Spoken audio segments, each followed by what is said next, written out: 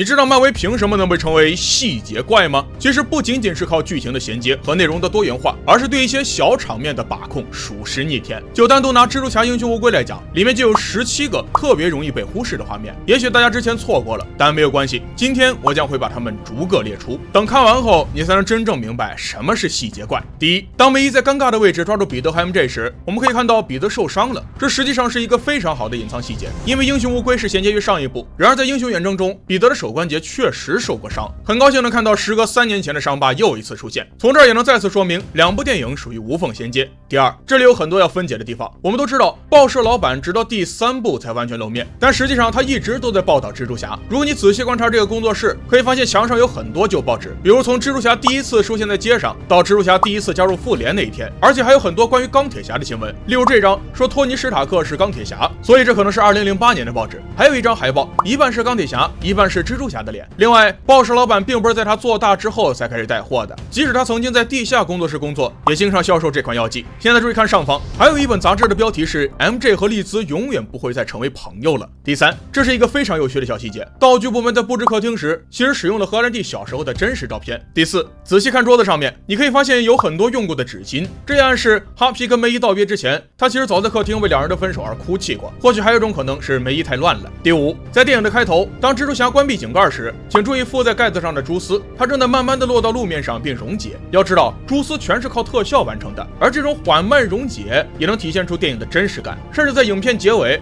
当蜘蛛侠荡到自由女神像的顶端时，我们还可以看到同样的效果。这一次蛛丝是朝风向移动。第六，在预告片中，彼得和梅姨坐在沙发上看《号角日报》的新闻，但在电影中，《号角日报》换成了探员夺取斯塔克工业财产的画面。不得不说，漫威确实很会预告片。第七，探员建议梅姨找律师来交谈，因为他的行为不仅会危及彼得，而且还一直鼓励这样做。现在注意探员说的话 ：Child endangerment's a nasty rap. A boy was entrusted to you, and as his legal guardian, essentially his mother, you not only allowed him to endanger himself, but you actually encouraged him. 这其实是在为电影的情节埋下伏笔。当所有的反派都被关在地下室时，彼得准备把几人都送回去，但梅姨阻止了他，并说先将这些人治好再送回去。Sending them home, that's the best thing that we can do for them. For them or for yourself? 所以这位探员实际上是对的，梅姨确实鼓励彼得做了很多危险的事情。第八，当彼得借用章鱼博士的手臂并控制时，请注意他是如何连接触手的。刚开始在屏幕上显示为红色，不过当匹配系统完全覆盖后就变为了蓝色。虽然这些画面在眨眼之间，但特效部门依旧不会放过对细节的在乎。第九，现在我们都知道，红色表示触手正在控制章鱼博士，蓝色表示彼得正在控制触手，而白色表示章鱼博士正在控制一切。请注意，当彼得恢复了章鱼博士的力量，全息图像上的触手就会立即从蓝色变为白色。如果特效部门没有对这个图像进行任何更改，我敢肯定大家也都不会抱怨，但制片人仍然会确保在电影的不起眼部分保持准确。第十，当彼得带反派们去了哈皮的公寓时，我们可以看到电光人利用自身的电流打开了电视，然而电视上的通知是关于自由女神像用美队盾牌进行翻新的投票，但大多数市民都不赞成。第11，当蜘蛛侠来到桥上寻找麻省理工学院的副校长助理时，在那里他遇到了一架号角日报的直升机正在跟踪自己，彼得随后挥手说我能看到你 I can see you.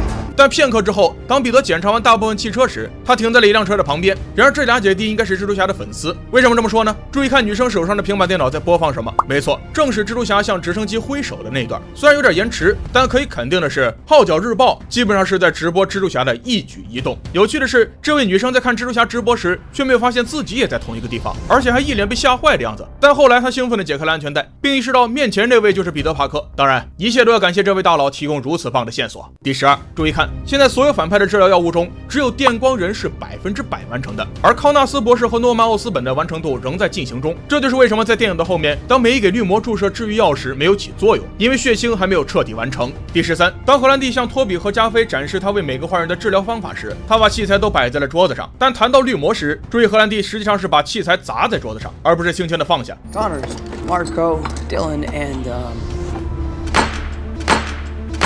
这也正是吸引托比注意的地方。荷兰弟不仅避免谈论绿魔，并且还把治愈药摔在桌子上。就在此刻，托比意识到荷兰弟会对绿魔有不同的计划。第14，当彼得·帕克的蜘蛛感应被触发时，注意看屏幕的左侧，我们可以发现钢铁侠2中的世博会模型靠在墙上。正是这个模型帮助托尼创造了新元素，从本质上来说是拯救了他的生命，最终也拯救了整个宇宙。第15，在3个蜘蛛侠一起荡动的场景中，请注意，托比是唯一一个发射2根蛛丝的人，而荷兰弟和加菲都尽量减少了蛛丝的数量，这实际上是有道理的。的，因为托比是靠体内发射，所以没必要担心蛛丝缺少。第16，当加菲被电光人的能量控制住时，可以看到他的套装不仅处于过热状态，而且面具的镜片也出现了裂缝。第17，当章鱼博士前来救援，并从电光人手中救出托比和加菲时，现在请注意，他们俩的套装都冒出了蒸汽般的烟雾，但加菲的服装已经具备了抵挡电光人攻击的能力，因此能够迅速降温，从而烟雾也消失得很快。不过托比并没有具备该功能，所以我们可以看到他身上仍然散发着蒸汽。好了，以上就是蜘蛛侠英雄无归中的细节，你对这些看法是否有什么问题呢？如果有，请在评论区说出来，希望能收到你的意见。关注我，下期为大家带来更精彩的视频。